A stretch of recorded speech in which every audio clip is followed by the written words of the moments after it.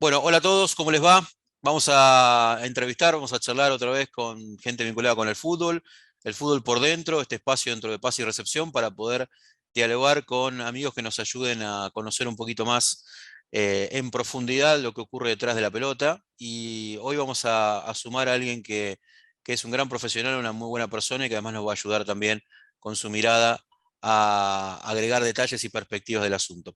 Con Diego Huerta trabajando en la Secretaría Técnica del Club Atlético Platense, con antecedentes también en el Racing Club de Avellaneda, y nos contará seguramente un poquito más de su historia. Diego, ¿cómo estás? Gracias por compartir este espacio con nosotros. Hola Fabi, ¿qué tal? Bueno, un gusto esta invitación, poder charlar un poquitito del juego, del deporte, de estas tareas que por ahí son un poco nuevas acá en nuestra región y bueno, encantado de compartir el espacio. Vamos a arrancar de lo individual a lo general o de lo particular a lo general, contando un poco quién sos, tus antecedentes, cómo te vinculaste, cómo empezaste con esta historia. Además, sos periodista, así que, bueno, un poquito tu historia de vida hasta desembarcar en la tarea específica de lo que estás haciendo hoy en Platense.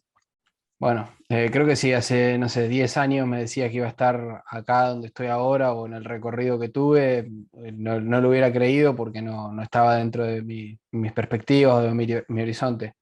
Como dijiste vos, bueno, yo me recibí de periodista deportivo, ejercí tanto en tele como en gráfica, como en web, en radio, bueno, unos años, no tanto en la parte profesional vinculada al deporte, sino al periodismo en general, al periodismo en otras ramas. Y a la par estaba estudiando en su momento la licenciatura de Historia, cosa que no terminé, lamentablemente, en la UBA, pero sí hice buena parte de la carrera. Y bueno, en un momento yo estaba muy alejado de lo que es el mundo del fútbol desde lo profesional, pensando en lo periodístico, sí, de ir a la cancha, bueno, no es público, hincha de Racing, fanático, de seguirlo mucho. Ujú. Y bueno, en 2012, sí, creo que a comienzo de 2012 empecé a colaborar con un hermano de la vida que es Facu Mirata, que había armado Cultura Redonda, una web que tratábamos o él trataba y yo me sumé de tener otro perfil, de tener otra mirada, buscar historias particulares, de clubes, de jugadores, bueno, dándole un foco por ahí más de ese perfil. Eso me llevó a terminar colaborando con Martí Perarnau y ahí se me abrió un mundo que desconocía porque, bueno, año 2013, estamos hablando casi hace Mm. 10 años. Una web muy especializada con la cocina del fútbol de elite, donde Ujú. tenías por ahí scouts que escribían o entrenadores o directores deportivos. Bueno, Martí mismo un número uno para mí y empecé a tener mucho acceso a información que era realmente de primera mano, de lujo, y empecé a ver que por ahí había un montón de ramas que acá no estaban desarrolladas, y bueno, sí tengo muy claro que a final de 2013 dije, bueno, me gustaría acercarme al fútbol desde un lugar más profesional y empecé a proyectar y a formarme como para lo que Ujú. podía ser armar una secretaría técnica. En ese momento, en 2014, no se pudo dar, pero sí ya me había empezado a relacionar con gente del mundo de Racing. Y bueno, finalmente 2 años después, en 2016, ingresé al club para hacer una tarea específica en ese momento en juveniles, más de recolección de datos, de análisis de video, de estadísticas, cosa que en ese momento, si bien la información estaba, no estaba unificada. Bueno, en ese momento se pudo hacer durante 2 años, que en ese momento el coordinador era Alejandro Russo, bueno, trabajé junto a él. Mm. Y bueno, cuando entra Diego Milito al club en finales de 2017, me incorpora dentro de la estructura de la Secretaría Técnica. Ahí vas a trabajar al lado de Miguel Gómez en la parte específica de juveniles y bueno, poco a poco fui agregando algunas tareas más vinculadas al scouting de fútbol profesional, a lo que eran las vinculaciones internacionales, a trabajar un poco el tema de las sesiones de los jugadores a préstamo. Y bueno, cuando Diego se fue, a los pocos meses yo salí por una decisión netamente personal. Ujú. Y en abril bueno, no de este año, abril del año pasado, 2021, entré al Platense con la conformación de la Secretaría Técnica. Bueno, tiene a Daniel Vega, director deportivo. Yo tenía vinculación con Pablo Bianchini, que es el presidente del club, netamente futbolística, porque nos habíamos conocido en reuniones de trabajo, digamos. Y bueno, se apareció la chance y me gustó la idea, creo que les gustó mi perfil y bueno, acá estamos. Bueno, es un recorrido interesante porque fuiste mutando, pasando por distintas etapas. Debo decirte que Facu Mirata, bueno, amigo y compañero de trabajo, también me ha dado muy buenas referencias tuyas y creo que un poco fue armándose el perfil como para ser el elegido de este espacio. Pero, Diego, ¿qué sentiste vos cuando te fuiste sumergiendo en esa profundidad del mundo del fútbol que no sabías o que te faltaba conocer? Entiendo que bastante, porque uno lo va mirando de afuera y de afuera tiene una mirada completamente distinta. Cuando te vas metiendo adentro, ¿qué descubriste? Mm. De todo. O sea, me cambió mucho la óptica. Como Ujú, digo, yo era, si bien había ejercido como periodista y había ido a la cancha desde chico y miraba cuánto partido hubiera y trataba de consumir información de todo tipo, empezar a estar en contacto con gente de dentro que te puede trasladar experiencias y vivencias, te cambia un montón. A mí me cambió un montón y bueno, yo trabajaba en Clarín, me fui en 2014 y ahí yo me fui a Europa a ver clubes y a visitar. Al margen de que yo ya había empezado a tender algunos puentes y vínculos acá. ujú, Obviamente todo facilitado por trabajar con Martí, con Per Arnau. Y ahí me voló la cabeza porque ujú. pude tener información de primera mano del Sevilla, del Manchester City, del Borussia Dortmund, no sé, de muchos clubes Claro, y de muchas personas que además, yo siempre digo que esa situación fue como una adentro y una afuera. Es muy difícil de explicarlo, pero una vez que pude entrar a ese selecto, no sé si ese selecto grupo, pero a tener esa información privilegiada, sí vi mucha generosidad porque te decían, bueno, ¿dónde vas a ir ahora? Bueno, no voy a estar, quiero visitar tal lugar, bueno, tranquilo, yo te pongo en contacto con esta persona y con esta otra. Y así fue como ujú, que se empezó a mover una rueda, porque también, bueno, yo iba con esa idea de, digamos, ¿no? De cholulear o sacarme una claro. foto, iba a aprender. Aprender, eh, claro. y si bien yo todavía no tenía mucho para trasladar, sí había personas que desconocían también la realidad del fútbol argentino, entonces de lo poco que en ese momento sabía, desde dentro, ¿no? Lo podía trasladar también y obviamente una vez que entré a trabajar a Racing, lo mismo, porque por ahí a veces, y me incluyo, era muy crítico de algunas situaciones estando desde afuera porque subestimás las dificultades del día a día, que por ahí a veces no tienen que ver con la tarea específica, sino con Claro. entornos y con otras cosas. Y bueno, eso también me hizo por ahí cotejar un poco mejor algunas situaciones. Claro, el fútbol tiene mucho de ese contorno, de ese alrededor, ese murmullo, ¿no? Que en definitiva puede distorsionar la mirada. Por eso te lo preguntaba, porque en definitiva debe ser todo un impacto encontrarte con, además de esa generosidad que describís, con un mundo completamente diferente. Ahora digo, si tuviésemos que describir, si tuvieses que armar el diccionario de fútbol y te encargas de esa página donde empezás a contar qué es una secretaría técnica. ¿Por dónde? ¿Por dónde le entramos al asunto? ¿Qué es una secretaría técnica?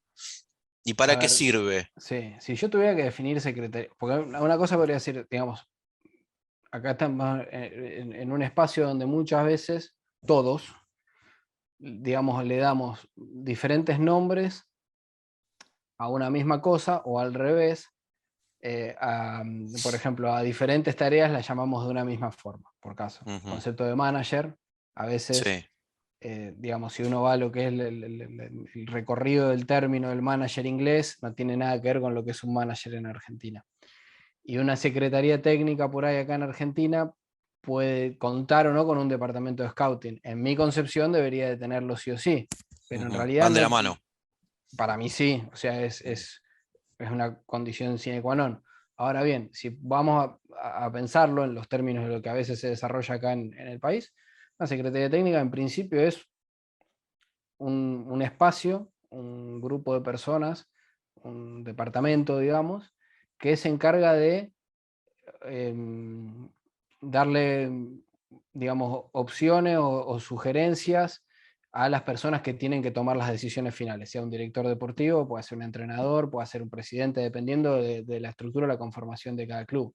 ujú, A mí el modelo que más me gusta, o que más aprendí, o el que entiendo que por lo menos hasta estos años es el más exitoso, pero por ahí en 10 años cambia, Me gusta más el modelo español, donde vos tenés un director deportivo, que es la última persona encargada de las decisiones de fondo del club. No hablo del armado del equipo del fin de semana, sino transferencia, bueno, definir la Sí. política deportiva. Y la Ujú, Secretaría Técnica como espacio que nutre de información a ese director deportivo que tiene que tratar de equivocarse lo menos posible. Entonces, una Secretaría Técnica sería el espacio que, a través de un montón de trabajos de diferente índole, y después de pasar por un montón de filtros, trata de reducir esos márgenes de error del director deportivo.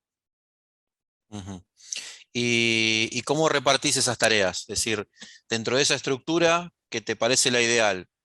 No sé si la Eh, estructura que estás viviendo ahora o la que viviste en Racing se asemejó a eso. Digo, a partir de ese espejo, ¿cómo dividís tareas? Específicamente en tu día a día, por ejemplo.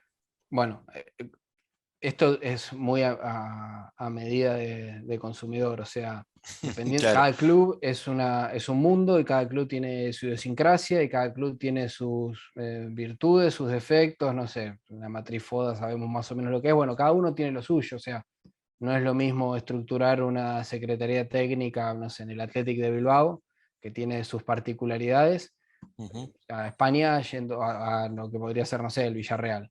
Y acá en exacto. Argentina vale lo mismo, bueno, voy a hablar de los dos casos, Platense que Racing, pero cualquier otro, o sea, no es lo mismo hacerlo en Newell que hacerlo en Gimnasia Jujuy. Cuando vos lo podrías estructurar en cualquier lado, solo que va a tener que ir adaptándote a esas particularidades. Como un traje a medida, decís vos. Sí, exactamente, porque no tiene ningún sentido que vos armes una estructura faraónica si después, no sé, los jugadores no cobran a fin de mes. Claro. O si no podés, no sé, si no tenés un campo de entrenamiento en buenas condiciones. En todo caso, tendrás que adaptar también tus recursos y tus necesidades. Pero bueno, volviendo a la pregunta original y yendo a ese modelo que yo te describo como el que a mí más me gusta. Bueno, el director deportivo, como te digo, el encargado, o sea, el sujeto que pone, sea un presidente si es una asociación civil, o el dueño si estamos hablando de una sociedad anónima deportiva, encargado de delinear la política deportiva de corto, mediano y largo plazo del club.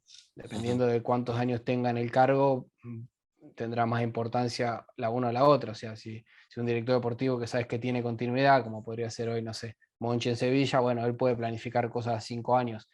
El director deportivo de un equipo en crisis por ahí tiene que mirar mucho más el corto plazo, un equipo que pelea por mantener la categoría, eso es bastante claro. de Después contexto. para mí, exactamente, por debajo tiene que haber un secretario técnico o jefe de scouting, con, dependiendo también de la estructura, la cantidad de scouts que pueda tener por debajo de él. Un scout es una persona que se encarga de ver fútbol y analizarlo de Ujú, acuerdo a ciertos parámetros, de acuerdo a cierta visión específica. Y bueno, hay oficinas que por ahí, dependiendo de los scouts que tengan, se pueden dividir las ligas, hay otros que lo pueden hacer de una manera, digamos, cruzado en las ligas que observan.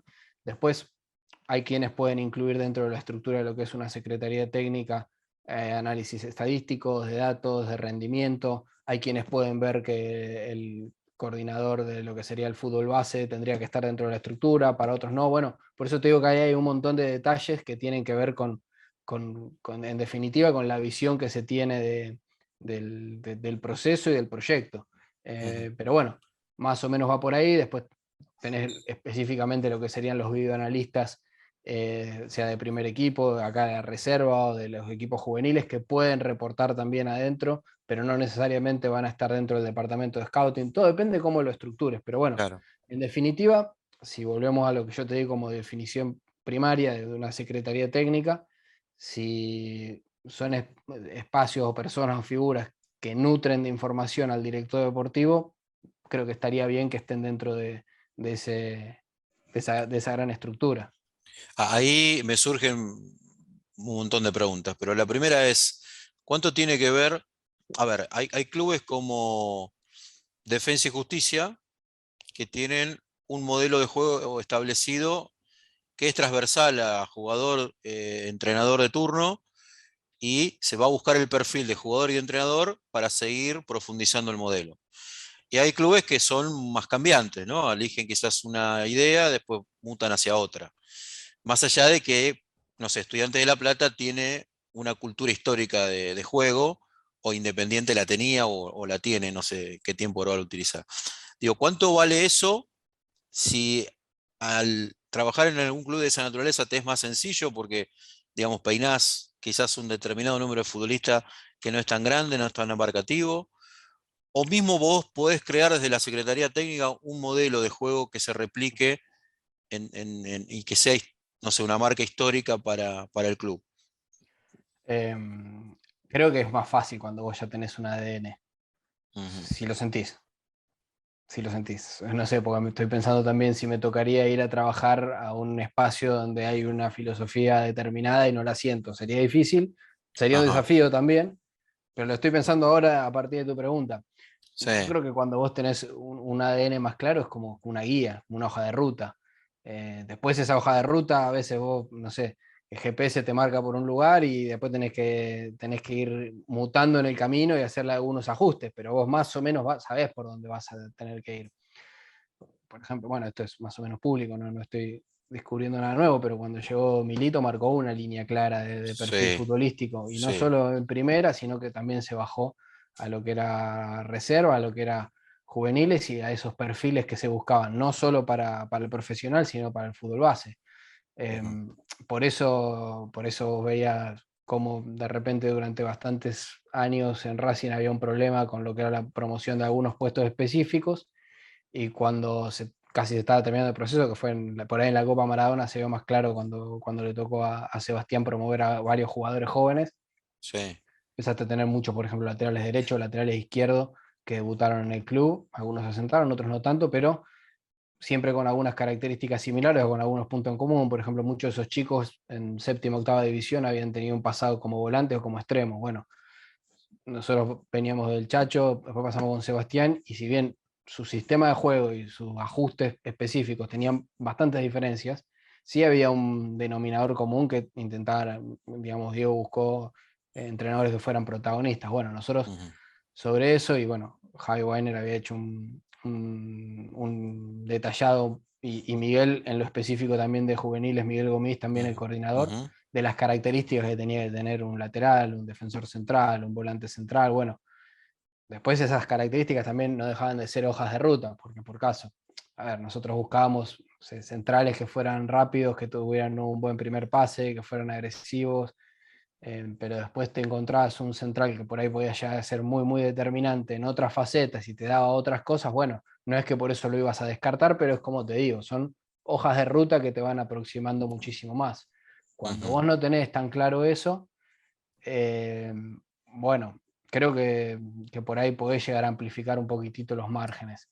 El mayor problema que podés llegar a tener es si cambias de un entrenador a otro de líneas muy diferentes, o que vos tengas una línea de coordinador de juveniles, digamos, más o menos clara, y que después en primera no sepan esos jugadores Claro. con qué se vayan a encontrar.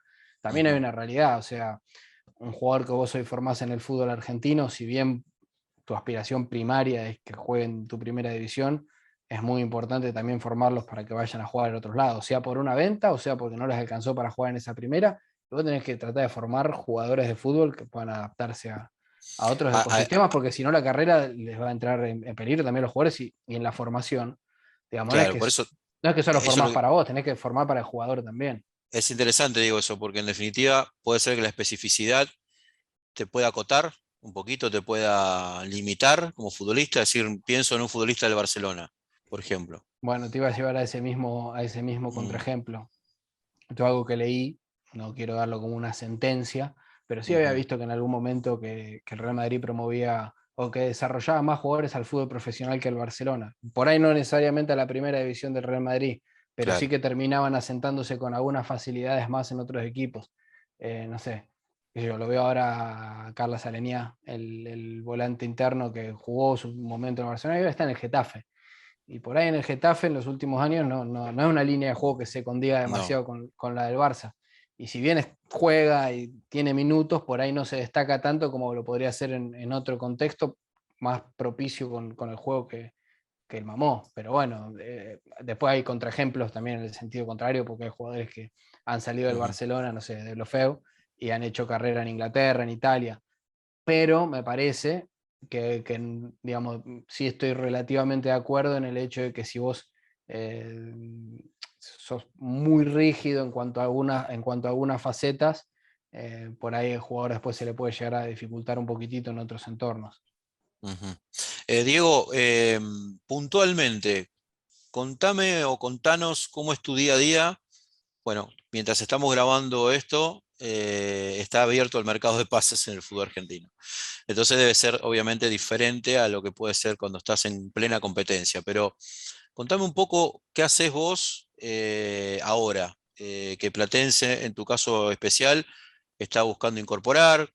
Hay una línea bastante marcada de lo que pretende el entrenador de turno. Se ve claro cuál es el esquema y cuál es también el modelo de juego.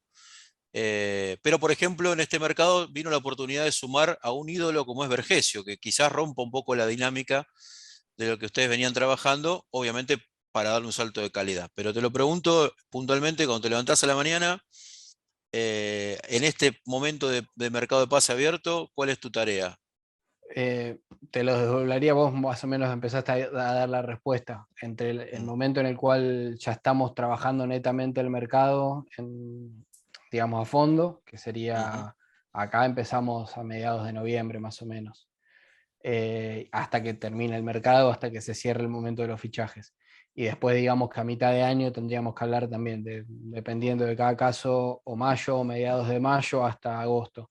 Esos dos ujú, momentos son muy álgidos, son muy movidos, porque si bien nosotros llegamos a ese momento de mitad del año pasado, pero sobre todo ahora que teníamos un poco más de desarrollo y tiempo de trabajo, con nuestros mapas de equipo, con nuestras opciones por puesto.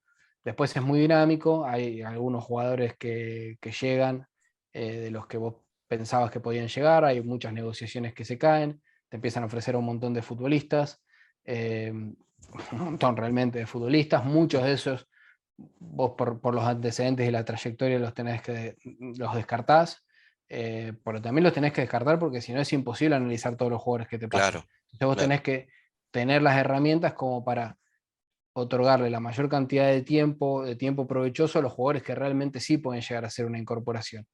A veces algunos los descartás porque puede ser una cuestión económica, si no, este jugador es imposible que llegue al club, o por antecedentes, o por actualidad, o por elementos de historial médico, o por, en algún caso, elementos que sabes de la conducta extradeportiva del jugador. Bueno, esos elementos te pueden ayudar a hacer un primer filtro. Y después ujú, lo tenés que empezar a ver y analizar. Y ahí empiezan a tallar un montón de cosas, no solo las características netamente futbolísticas del jugador, obviamente entra la matriz económica de si es factible que venga, pero también a veces decís, bueno, es factible que venga, bueno, pero tengo este jugador que tiene estas claro, características y tengo este otro que por ahí tiene características similares o no, pero puede cumplir esa función, pero este por ahí a futuro puede llegar a ser de un beneficio económico para el club. Bueno, esa es otra matriz que también tenés que ver arriba de la mesa, si se ajusta a lo que pide el entrenador y después si pueden ser compatibles, porque vos tenés que pensar un poco, hay algo muy imaginativo en esto, al margen de toda la parte de estudio, de análisis, es sí, imaginativo, es decir, yo tengo un marcador central de estas características y sé que mi volante central o mis volantes centrales o el doble pivot, por ahí que a veces juega el ruso, tienen estas características. Bueno, y mi lateral derecho tiene estas virtudes, estos defectos, bueno, ¿cómo lo termino de complementar? ¿Cuáles son las características que me faltan? ¿Qué voy a buscar? Sobre eso estamos siempre hablando de lo ideal. Después va pasando claro, el mercado y hay veces que te aparecen opciones mejores de las que vos podías llegar a imaginar porque te ofrecen un nombre que decís, no, nunca lo hubiera puesto yo en un mapa de equipo porque este jugador no estaba dentro de las opciones, pero o el club, el club propietario del pase quiere cederlo, o el jugador quiere volver al país por algún motivo particular, netamente de vida, o pasa algo que lo lleva a mirar la opción de Platense con buenos ojos. Obviamente a lo que nosotros nos pasó es que en este mercado por ahí éramos más seductores que hace 6 meses, porque obviamente el buen campeonato que se hizo y la imagen que está exhibiendo el club hace que sea más seductor venir a Platense. Entonces, eso también te amplifica un poco influye. la cantidad de posibilidades a ver. Eh, Yendo a la pregunta, sí, sí, sí. porque me empecé a ir un poco. No, no, no, pero está Sí, buenísimo porque en definitiva metiste metiste varias piezas a contemplar, si pues esto parece que fuera solamente un trabajo de probeta de laboratorio, o sea, estamos hablando de seres humanos y de Exactamente. relaciones, y estamos hablando de perfiles, y estamos hablando de personas que tienen historias, y digamos, si a vos te aparece esta posibilidad de mercado de Vergesio, de ninguna manera puedes ponerte en contra porque No, sabes no, pero el lazo además nosotros. afectivo que existe, ¿no? No, pero es que tampoco porque a veces también se confunde, parece como que vos tenés una secretaría técnica, un departamento de scouting y tu tarea es solo encontrar a ese jugador que nadie ve. No, por Claro, supuesto que no. Obviamente que si traes esas, a mí no me gusta la palabra, pero lo voy a usar para que se entienda, esas apuestas, o para mí todo es una apuesta o nada es una apuesta. Obviamente hay jugadores que decís, bueno, hay un margen mayor de incertidumbre porque tiene que adaptarse a otra liga. Bueno, está bien, pero después hasta el jugador que vos digas, no hay ninguno que sea una seguridad. Hay algunos que vos decís, esperás que sí, pero mentira, porque pueden pasar mil claro. cosas porque vos lo dijiste recién. Son seres humanos que Bueno, hacen de futbolistas, son interacciones, son un Diego, montón de cosas. perdón, ¿no? Te interrumpo, pero me viene a la cabeza si no me olvido. Ustedes, empezado el torneo anterior, se quedaron sin un marcador central y apareció lo Mónaco, que entiendo que no apareció porque alguien lo dejó como regalo en la puerta del club, sino que supongo que No. lo venían monitoreando y terminó teniendo un altísimo rendimiento. Y un futbolista que era jugador de reserva de otro club de primera, Ujú. puesto a jugar de titular en un equipo del mismo target, digamos, o que compite en el mismo torneo, y terminó siendo un pleno, porque la verdad que jugó muy bien. Bueno, por eso, sobre ese caso específico. Nosotros a Kevin lo teníamos en el mapa de equipo de mayo, de inicio de temporada.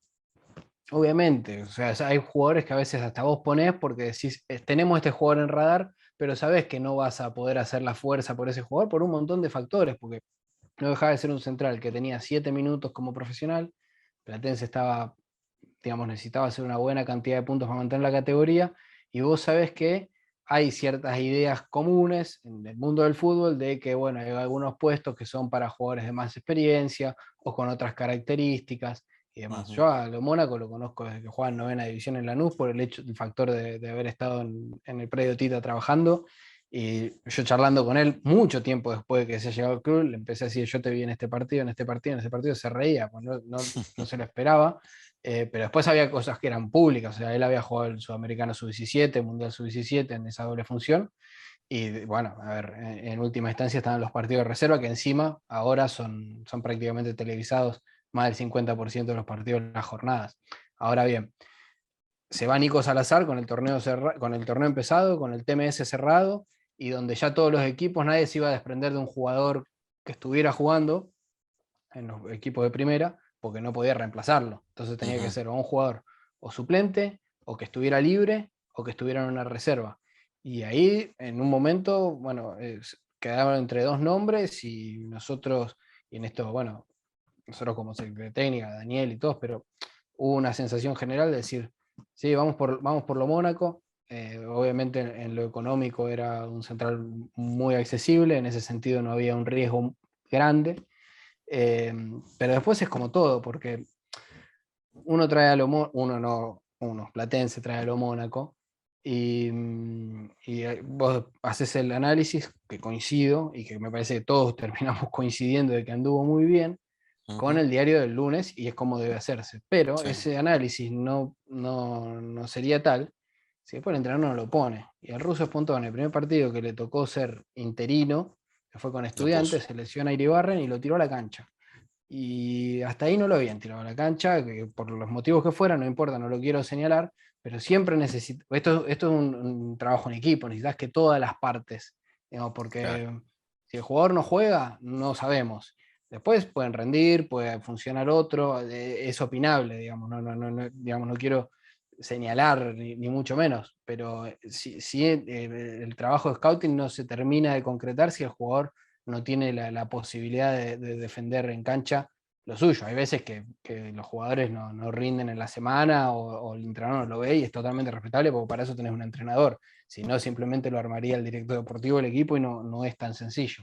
Y sobre lo que me decía antes de Vergesio, para no irme por las ramas, Gonzalo también en mayo nosotros lo teníamos ahí, pero bueno, había una situación que pasaba por otros factores, que era su relación con Nacional, y me parece que hay situaciones donde digamos, son figuras tan trascendentes para los clubes que ahí no hay scouting que valga. O sea, Gonzalo Vergesio y viene Platense, es una figura, es un ídolo, y bienvenido sea porque te tracciona en un montón de Mm. aspectos y exige y está buenísimo. Pero ahí no hay ninguna medalla que colgarse, sino que al contrario, hay que disfrutarlo y hay que tratar de aprovecharlo todos en todos los sentidos lo máximo posible. Diego, nos tocó, nos toca todavía vivir un momento de pandemia, pero un momento de la pandemia era muy rigurosa en el sentido de las restricciones que generaba.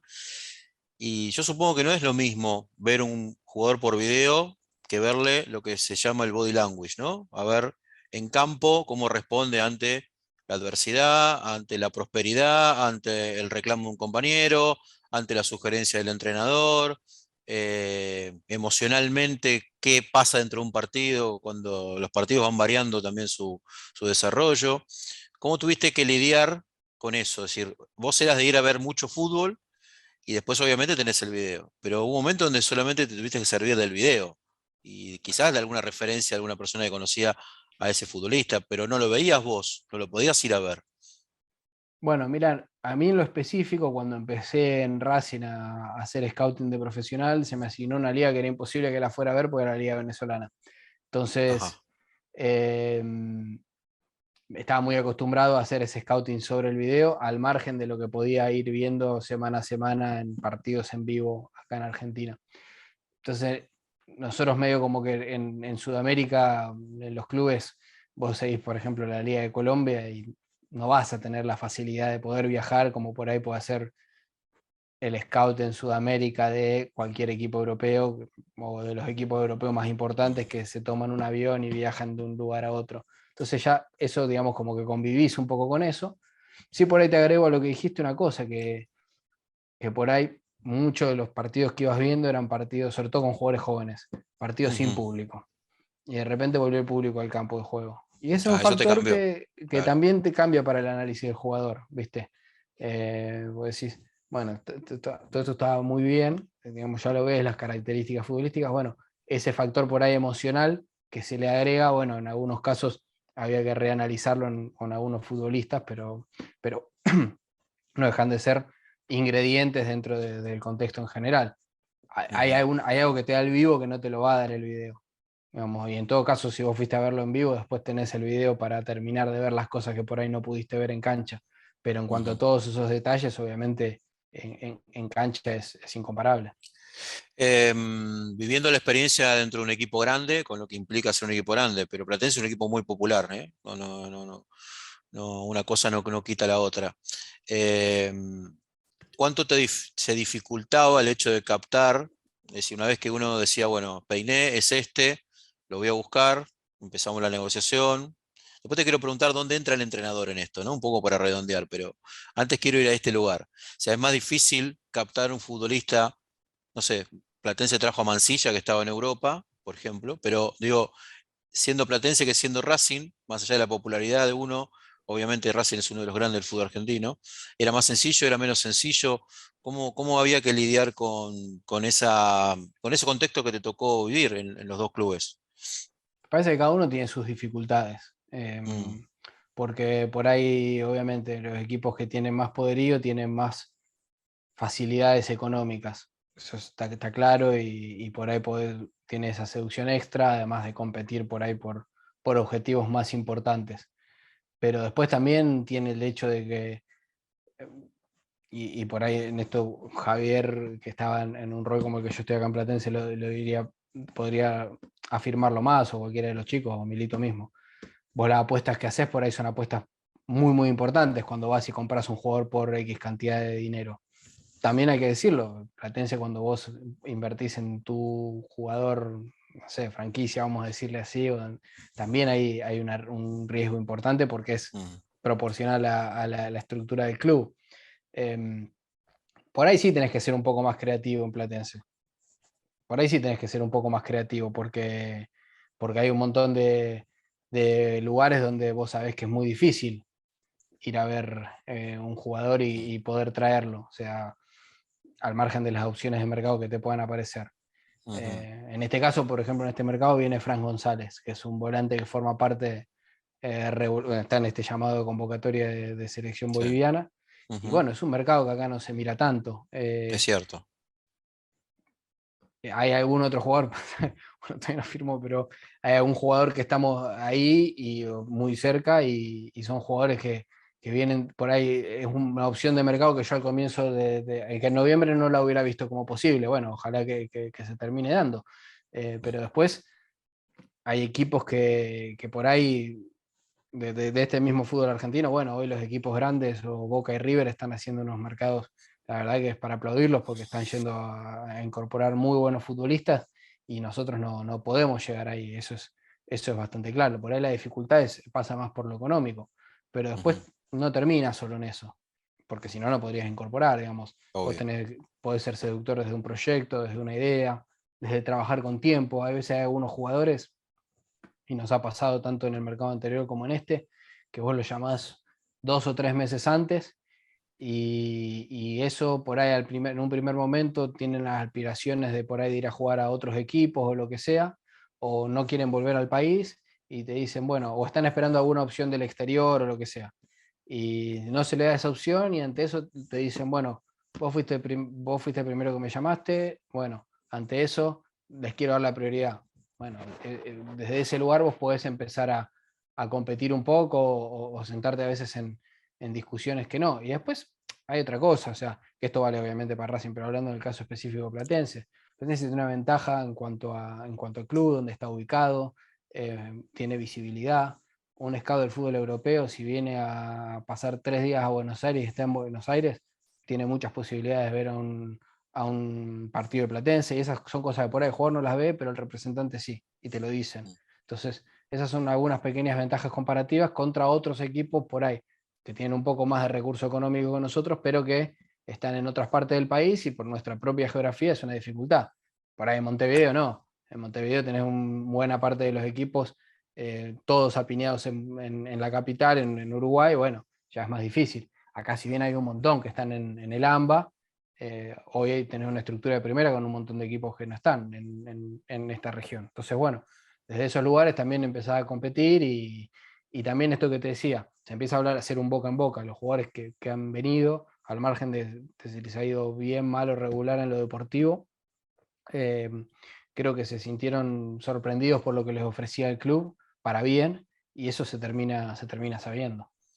Diego, dos preguntas finales. El fútbol argentino es un fútbol muy presidencialista, ¿no? Donde hay una manera de actuar o de trabajar que a veces, bueno, tiene mucho que ver con la opinión del presidente, ¿no? No digo que ni que esté bien ni que esté mal, digo, es una cultura un poco así. ¿Estamos preparados para que eso cambie? Es decir, a partir de la experiencia que has vivido, la experiencia que se está viviendo en este momento, la que está pasando en otros clubes, porque hay otros clubes que también están armando su secretaría, están teniendo sus scouts, sus analistas. Es cierto que el dinero no lo pones vos para contratar a un futbolista, pero digo, muchas veces en otro tiempo, y no hace demasiado tiempo, y creo que en algunos clubes pasa hoy lo mismo, el que baja el martillo es el presidente, ¿no? Más allá de todo. Entonces, eso te lo quiero preguntar, ¿cómo se puede lidiar con ese contexto? Si estamos preparados para cambiarlo, si sentís que se puede trabajar en paralelo. Y después quiero preguntarte por dónde entra la opinión del entrenador cuando vos ya hiciste todo el trabajo que acabas de describir y le llevas sobre la mesa esos apellidos que has elegido o que han elegido.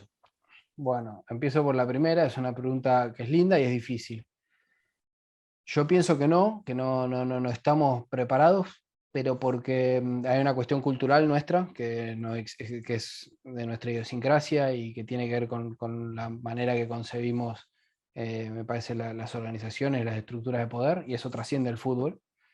Después entiendo que los clubes son asociaciones civiles sin fines de lucro, y entiendo que dentro de los estatutos y las estructuras de nuestros clubes, eh, estructura que yo defiendo claramente, digo, porque muchas veces, eso es algo que aclaré en alguna otra entrevista, digo, parece como si una secretaría técnica fuera un modelo privatista y no tiene absolutamente nada que ver, digamos, las secretarías técnicas pueden funcionar en asociaciones civiles y es más, creo que las asociaciones civiles las necesitan para reducir los márgenes de pérdidas económicas que a veces le da el que tomen decisiones sin tanto análisis. Volviendo, Creo que, digamos, los socios son los dueños de los clubes y eligen, básicamente eligen a un presidente, si bien a veces las figuras importantes pueden estar en el lugar de un vice o un vicesegundo, pero eligen a alguien que guíe los destinos del club.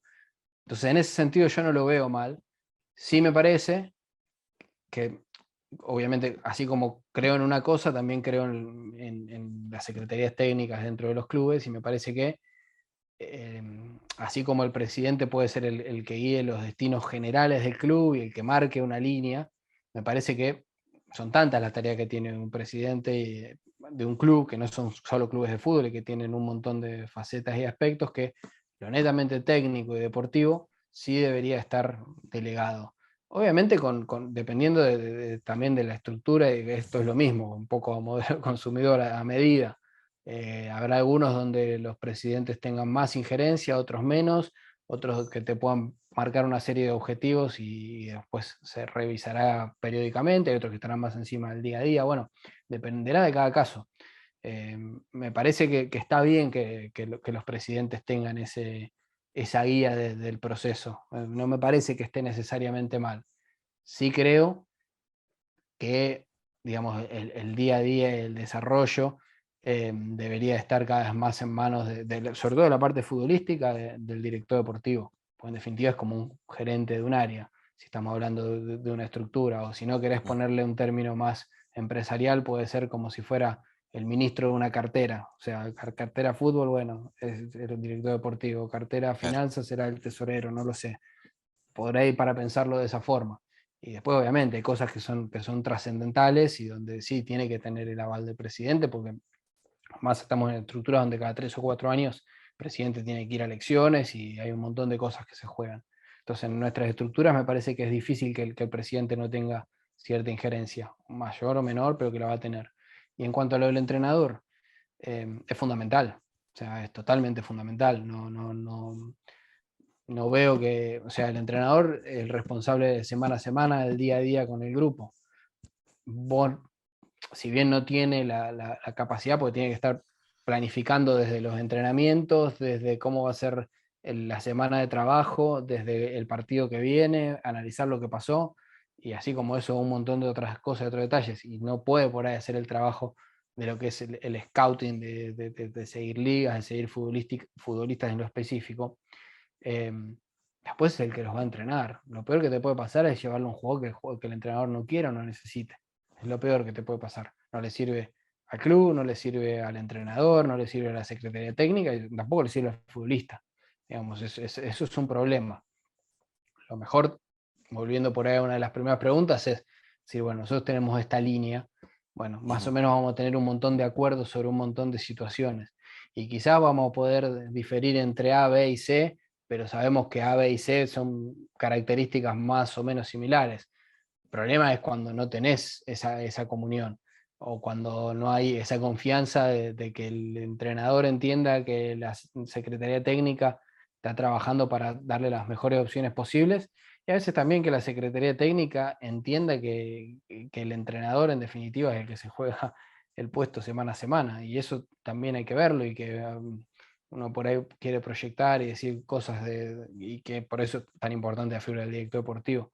El entrenador tiene una obligación de semana a semana y la Secretaría Técnica a veces puede pensar decisiones a 2 o 3 años. Bueno, hay que ir mediando y hay que ir generando esos equilibrios para que, bueno, no sean todas ni decisiones de corto plazo, ni todas sean decisiones de largo plazo, porque no te va a funcionar. Diego, la verdad que ha sido muy didáctico por sobre todas las cosas, porque en definitiva el objetivo es ver el fútbol desde adentro y creo que nos has hecho no creo no, nos has hecho una pintura extraordinaria, además de agregarle lo conceptual, que no había ninguna duda que lo ibas a hacer de esta manera, para ayudarnos a pensar, que es un poco el objetivo. Así que te agradezco tu tiempo. Abrirse un poco también a contar públicamente esto, que parece que a veces fuera demasiado hermético por un montón de cosas que no vienen al caso. Así que desde mi lugar te lo quiero agradecer de todo corazón.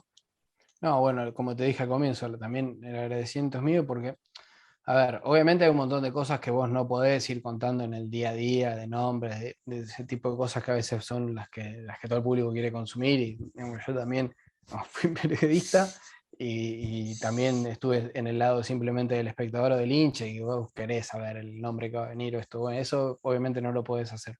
Pero después hablar de la tarea está bueno porque además son espacios que se desconocen y después hay muchas cosas que a veces se repiten, que no tienen ni el menor sentido y hay afirmaciones que se hacen que no se condicen en nada con la realidad. Entonces, por ahí está bueno que se vayan generando sus espacios. En este caso, vos lo dijiste para hablar de Secretaría Técnica, pero puede ser para hablar de tantas otras facetas que tiene el deporte que están buenísimas. Así que bueno, el agradecimiento es mío y bueno, ojalá que haya servido.